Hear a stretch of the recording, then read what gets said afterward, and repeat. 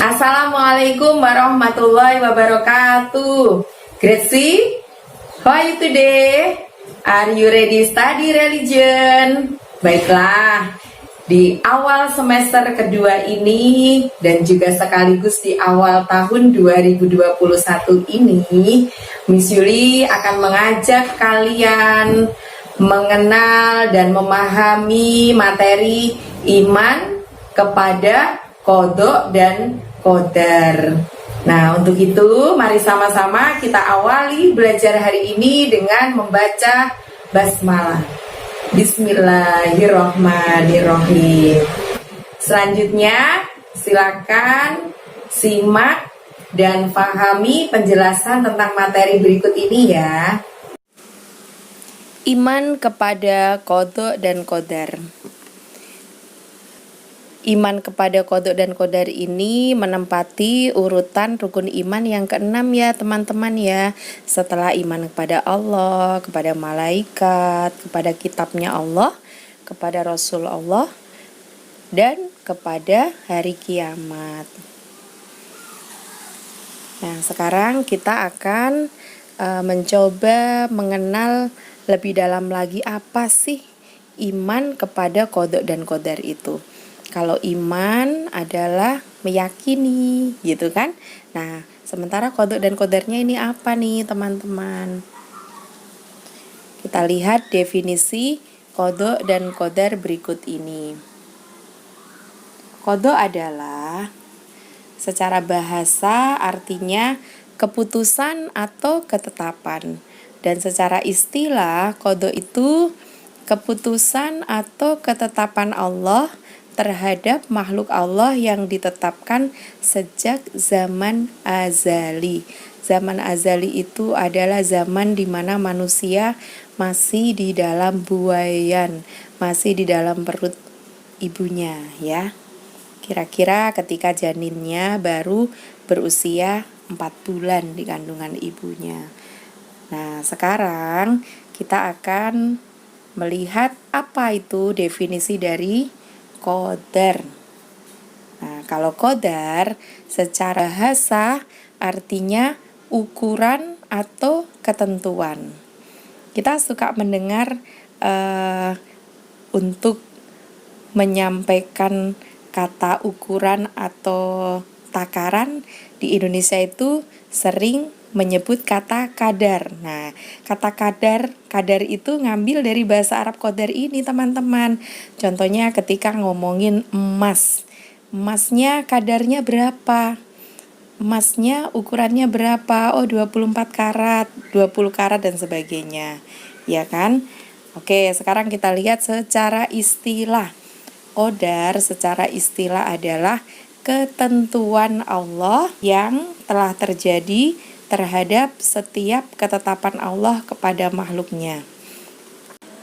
Jadi kalau qadha itu ketetapannya Allah, itu adalah tingkatannya, takarannya, ukurannya, seperti apa, sejauh apa tingkat ketetapannya Allah.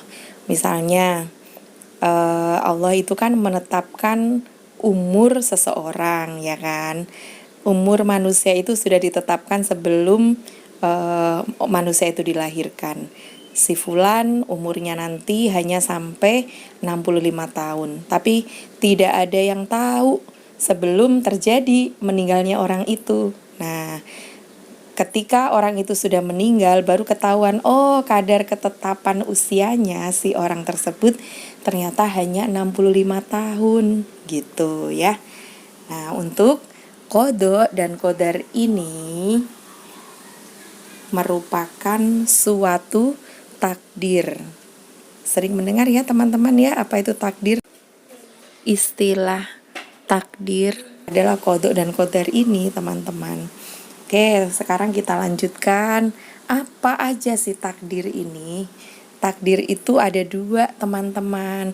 Ada yang namanya takdir mubrom dan ada takdir mu'alak. Nah, sekarang lihat takdir mubrom itu apa. Takdir mubrom adalah ketentuan dari Allah yang tidak dapat diubah oleh manusia.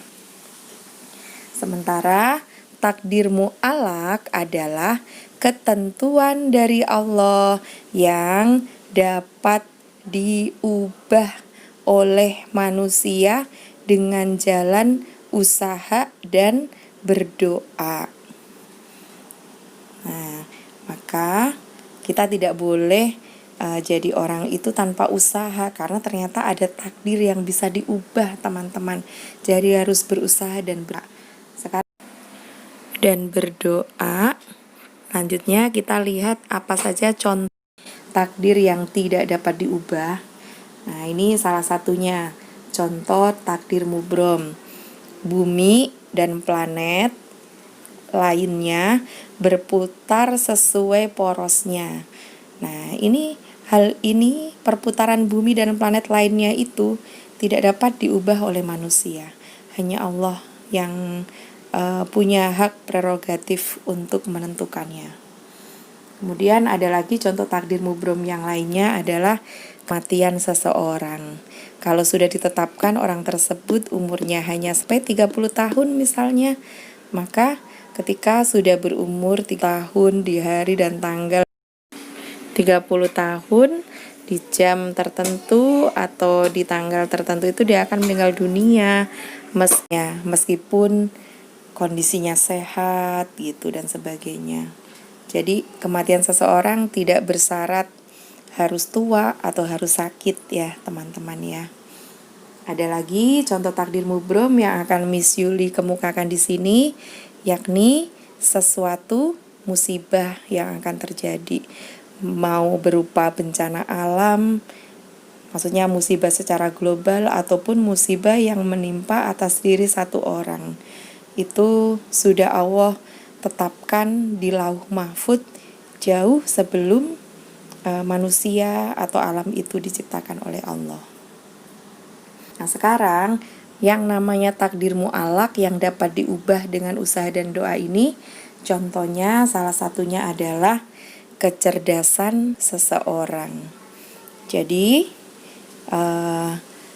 kecerdasan seseorang itu bisa diusahakan teman-teman apabila seseorang itu menyadari bahwa daya ingatnya agak kurang lama misalnya, maka dia harus lebih tekun lagi dan tekun lagi dalam belajar. Kalau sudah tekun belajar, rajin belajar setiap saat dan rutin dan lebih fokus lagi, insya Allah yang tadinya memorinya hanya sebentar, insya Allah akan jadi lebih panjang dan lebih cerdas lagi. Adapun contoh takdir mu'allaq yang lain adalah keahlian seseorang. Kalau orang tersebut memiliki keahlian yang terbatas, namun dia selalu mengasah dan mengasah lagi keahliannya, belajar lagi, maka bukan tidak mungkin Allah akan menjadikannya menjadi seorang yang pakar di bidang itu, yang ahli di bidang itu. Jadi teman-teman juga harus optimis bahwa kalian semua pasti akan bisa menjadi sesuai cita-cita kalian yang lebih hebat lagi. Contoh takdir mu'allaq yang lainnya adalah kekayaan seseorang. Kekayaan seseorang itu walaupun rizkinya memang sudah ditentukan oleh Allah, tapi kalau dia berusaha bekerja lebih giat lagi, lebih getol lagi dalam usahanya mencari rezeki, bukan tidak mungkin Allah akan menjadikan orang tersebut menjadi lebih banyak hartanya, lebih bertambah kekayaannya, dan sebagainya. Nah, dari yang sudah Miss Yuli sampaikan tadi, bisa diambil hikmah beriman kepada qada dan qadar.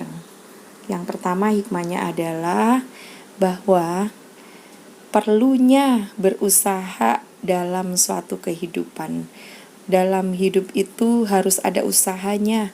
Jangan diam saja, jangan pasif aja. Namun kita harus aktif untuk mengusahakan mengejar cita-cita kita.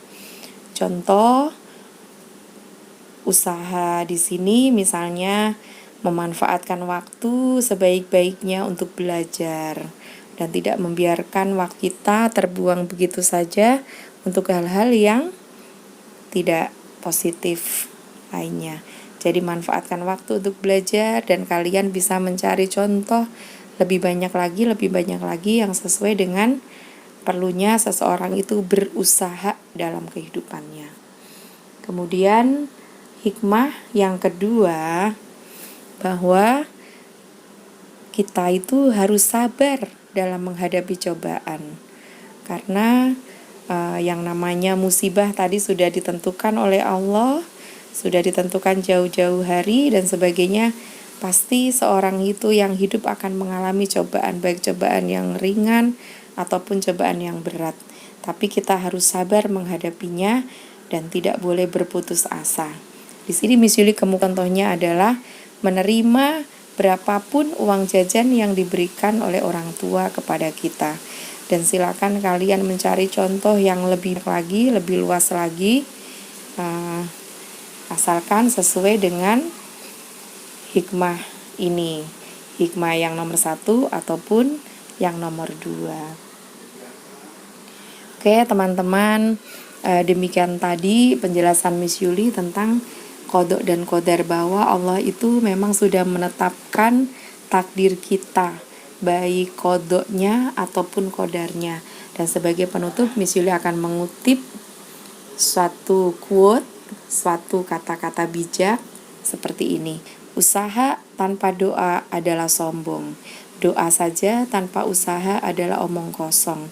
Untuk itu, selalu budayakan bagi diri kalian giat berusaha dalam belajar maupun bekerja, namun selalu sertailah dengan doa kepada Allah Subhanahu wa Ta'ala.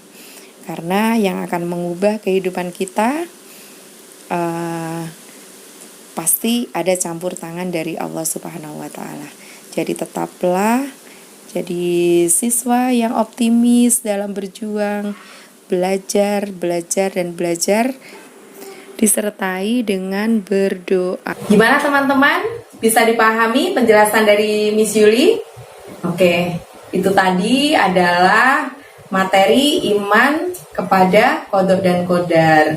Semoga kalian dimudahkan oleh Allah dalam memahami materi ini dan juga mengaplikasikan dalam kehidupan kalian sehari-hari. Mari sama-sama kita akhiri belajar hari ini dengan membaca hamdalah. Alhamdulillahirabbil alamin. Thank you for today. Wassalamualaikum warahmatullahi wabarakatuh.